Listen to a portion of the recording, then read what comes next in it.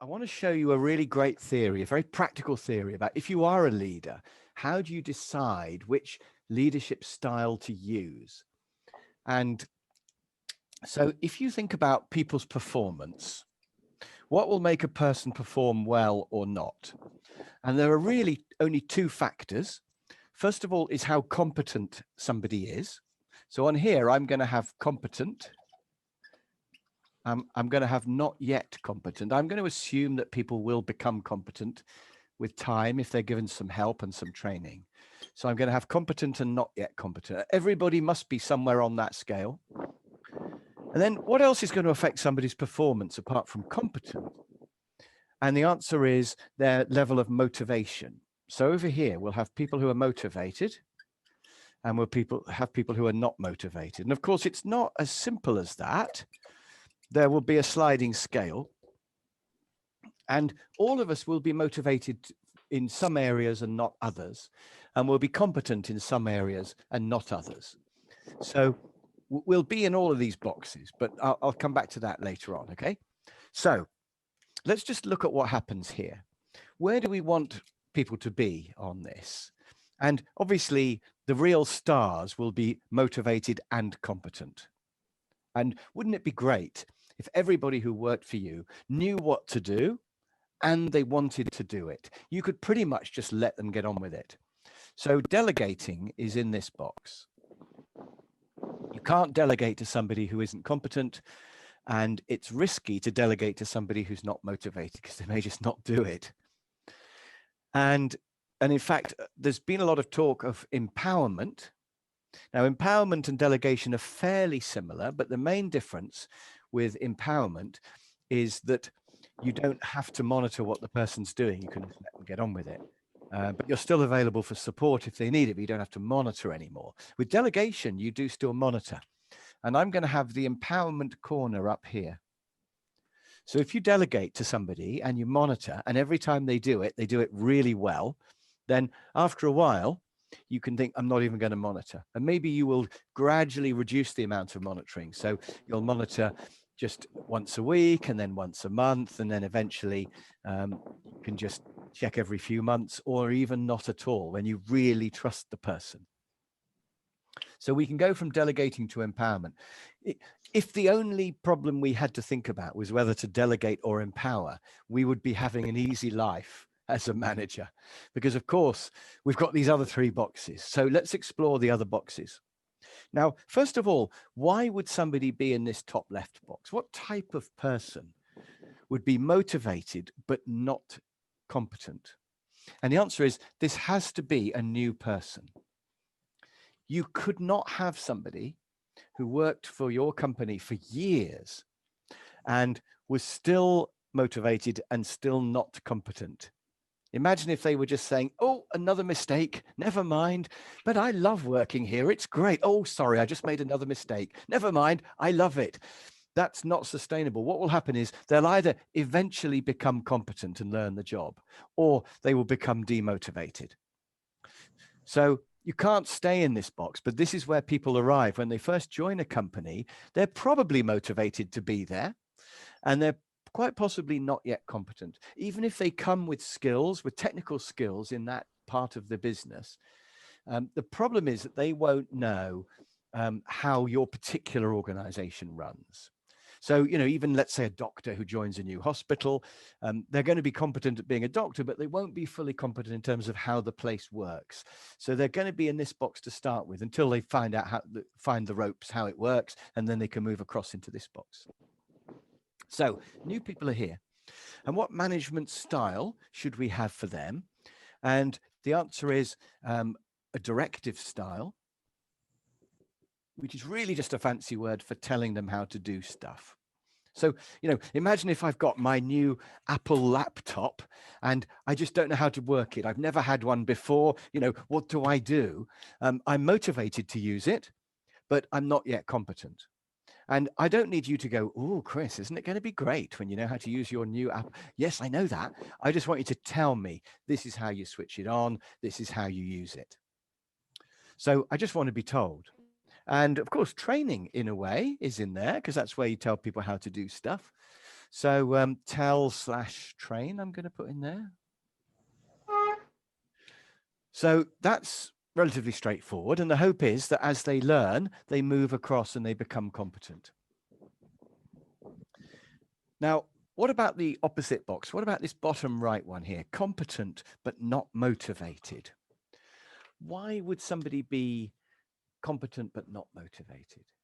And the answer is probably they've been in the job for too long. Maybe they've got bored. So although they're competent, they're not motivated anymore. Maybe they've been badly managed. Maybe they've just got a bad boss. And they've been neglected. And this is a real waste of potential here, because you've got people who know the job who are not motivated. And that's a real shame. So the question is, how do we motivate them? Because we want to get them motivated and moved back up to here, don't we? And the way to do that is to use their knowledge to motivate them. So the way to do it is to involve them in your decisions, to share decisions that you make with them. And also to make sure that you thank them for what they do. And thanking is massively overlooked in organizations. I know people who are doing a really good job who never get thanked by their boss. And their boss says, well, you're getting paid. What more do you want? And the answer is, well, thanks as well would be good, because thanking people is free and it can make a big difference. And these people are presumably doing good work. And the more you thank them for the work they do, the more work they will do. So hopefully by these kinds of things, and I'm going to call this information out. So what we're doing is we're getting information out of their head in order to motivate them. So we're asking them for their opinion. We're sharing our decisions with them. What type of new machine do you think we should buy? What do you think of our marketing campaign? How should we do this bit? And you're using their knowledge to motivate them. So that is those people. Now, the last type of person is the person who's not competent or motivated. Now, what should we do with them? And normally when I ask this in a group, people say you should just sack them, just get rid of them. If they're not motivated or competent, why would you want to keep them? And I think getting rid of them is an option. But before we say that, let's just think about why they might be in this box. Because maybe they were just not trained. Maybe they're a perfectly good person, but they arrived into the organization and they didn't get any training. And because they're not competent, they've become demotivated. The job's too hard. In fact, they could be in the wrong job. You could make me chef of a hotel and I would be terrible. I don't want to be a chef. I love eating food, but I'm just not very good at cooking it. I don't want to be a chef. I wouldn't be motivated, to work all night in that kitchen. And I wouldn't be competent as being a chef. Now, it doesn't mean I'm a bad person. I'm just in the wrong job. So they could be in the wrong job, or it could be they haven't been trained. And both of these are management's fault. And it seems a bit harsh to fire someone just because you haven't trained them. Now, there are organizations that don't train their staff, and it's just the law of the jungle, and they just wait and see. And some people survive and some don't, and the ones who don't get fired. But that seems to me a huge waste of potential to do that. So before we get rid of these people, I think we owe it to them to do a little bit of coaching. And if you think about what coaching does, if you think about, Andy Murray's tennis coach, for example, what is the objective of Andy Murray's tennis coach? Is it to make him more motivated or to make him more competent? And the answer is both, really, isn't it? What we're trying to do is get him to be both of those things. So the way coaching works is that you start here and you learn a little bit, your competence increases slightly, and then that is quite motivational. And you think, I like that, I've learned that. So you move up a little bit. And then you say, right, well, what else can I learn? And you learn another thing and that motivates you, and you learn another thing and that motivates you. And what we're trying to do is get them to come up what I call the staircase of success. And we're trying to get them to come from here up to here, from the bottom left up to the top right, in just a series of small steps. So I think if you've got somebody who's really underperforming down here, the best strategy is to say to them, I want to coach you because I think you can learn this. Would you like to learn this? Would you like to be coached? And they may say, no, I don't want to learn that, in which case, get rid of them because they don't want to play. But if they say, well, yeah, I'll give that a go, then we can see. Now, it may be they just don't have the brain power or the sticking power, the persistence to learn it, in which case, unfortunately, it has failed and they may have to go either out of the company or perhaps into a different job within the company, a job that is more suitable for them.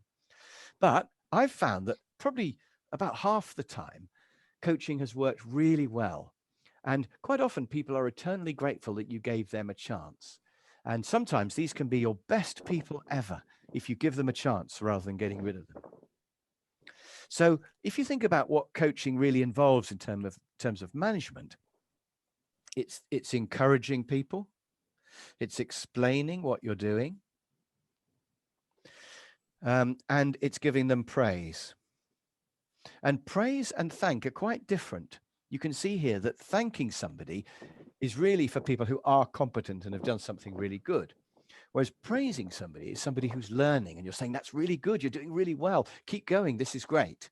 And that's really more for this side. So if this box on the right is information out, this box on the left is information in. So what we're doing, we're motivating this person by teaching them stuff. Whereas we're motivating this person by getting information out from their head. And that's really the big difference between those two. So everybody is on this diagram and people can be in more than one box. I'm in all four boxes, for example. So I have things that I like doing, but I'm not very good at, like playing the saxophone, for example. And I have things that I'm good at that I don't particularly like doing. For example, teaching customer care. I think customer care is incredibly important, but I don't particularly like teaching it. I'd much rather teach leadership or project management. And then I have some things that I'm not competent at and I'm also not motivated at, like invoicing and paperwork and things like I'm just terrible at paperwork. I don't like doing it. I don't want to do it. So we can be in all of these boxes, and it doesn't mean you're a bad person if part of your performance is in here. So the game is to think, I want this person to do this for me. I want Chris to do my invoicing. Which box is he in? How competent is he? How motivated is he? And then decide which style you're going to use. So this is not really about a person. It's about a situation. It's about deciding where on this diagram a person is for any particular task you want to give them. And of course, what we want to do is get all of the parts of them up to here. And we want to get all of our people up to here. Ideally, everyone would be in this box. But of course, people don't stay in that box because unfortunately they get bored. And then they start to become demotivated and they start to fall down out of this box if you're not careful. And that brings me to the final thing I just want to say about this whole theory, which is this theory originally came from a book called The 1 Minute Manager and Leadership, or I think it's called Leadership and the 1 Minute Manager. The 1 Minute Manager is a whole series of books which are all co-written with different people. And I've simplified it down for the sake of showing it to you here. But in the book, they say that people do this. All right. They say in the book that people arrive keen to do the job, but not yet competent. They get depressed because it's too hard. They then learn it, hopefully. Well, they either leave or they learn it. And then once they've learned it, they then become motivated. And they say that in the book and it's just accepted as true. And I was reading that and I was thinking, yeah, but I don't think that's true for me. I don't think that's what I do. Because what I do is this. So I arrive in a job keen to do it.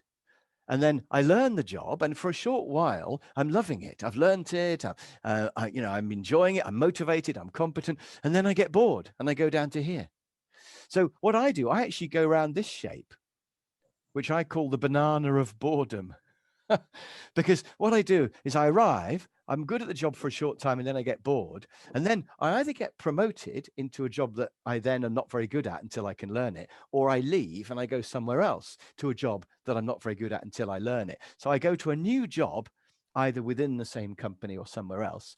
And then I have to learn that until I get bored. And then I have to do another new job. And I've gone round the banana of boredom for most of my career. I don't think I've gone through this U-bend of despair that they describe in the book. And I don't agree that people have to become demotivated before they can become competent. I think you absolutely can just move across. And in fact, I think it's the job of a leader to move people across. So all the new people, you've got to train them up before they start to feel overwhelmed. You've got to gradually give them more and more knowledge and keep moving them across here and show them, I'm going to teach you this and I'm going to bring you across into here. So they don't feel neglected and they don't go down into this bit. So it should be possible to avoid that slope down there. You should be able to move them across. And then the game is to keep them in here, keep giving them new, interesting work and keep them in this box and don't neglect them and let them get bored. And if they do get bored, then of course, give them new work as soon as possible. So in terms of strategy, I think as a leader, you want to be thinking, how do I get as many people as possible up into the top right box for as many parts of their job as you can, and keep trying to move people up. And then we as individuals can ask our boss to move us up into here. We can say to our boss, this is something that I'm good at, I want to do it. Or this is something I'm motivated to do, I want to do it. We can move ourselves from here to here. Because we can say, if I could do this work, I would be more motivated. Or if I could be given more information of what's going on in the company, I would be more motivated. Or if I could give it a bit more freedom in how I do the job, I would be more motivated. So we can help our boss to manage us in better ways. So it does take two. You know, either a boss can move people up or we can move ourselves up once we've seen this model. So that is a theory called situational leadership, but I've added some things to it. I've added the idea of going across. I've added the banana of boredom. I've added the staircase of success. And I've added this idea of information in versus information out as being two ways to motivate different types of people. So I hope that's been useful. And that is the end of my talk. But obviously, we're going to take questions later on. So feel free to ask if you want to know any more about all of that. Thank you very much, Chris. Much appreciated. Thank you very much. Thank you. It's a pleasure. Thank you. Thank you. Thank you very much.